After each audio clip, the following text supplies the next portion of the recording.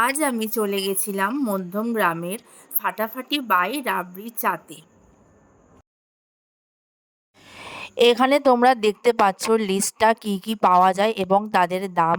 তো আমি এখান থেকে চিকেন মোমো আর দুটো রাবড়ি চা নিয়েছি। আমার মোট টাকা পড়েছে 84। মাটির ভাঁড়ে চা অনেকদিন পর খেলাম, তাও আবার রাবড়ি চা। মাটির ভাঁড়ে চা খাওয়ার মজাটাই আলাদা। তো এই চায়ের টেস্টটা ছিল নর্মাল আমরা যে বাড়ির চা খাই তার থেকে একটু ডিফারেন্ট। মোটামুটি ভালোই ছিল, ভালোই লাগছিল খেতে, এবং চাটা খুব ভালো বানিয়েও ছিল। রাবড়ি চার নাম অনেক শুনেছি, অনেক অনুষ্ঠান বাড়িতেও এই রাবড়ি চা লোক ডেকে বানানো হয়। তো আমি এই ফার্স্ট টাইম রাবড়ি চা খেলাম, খুব ভালো লাগলো।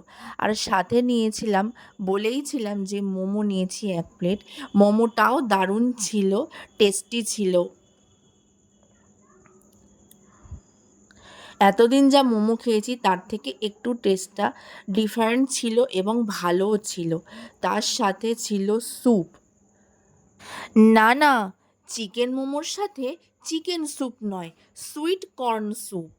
সেটাও খুব দারুণ ছিল, কিন্তু খুব ঝাল বেশি ছিল।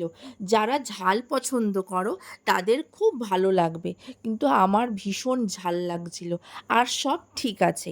এখানে যা যা আইটেম আমি নিয়েছি প্রত্যেকটা আইটেম ডিলিশিয়াস ছিল আর খুব ভালো ছিল।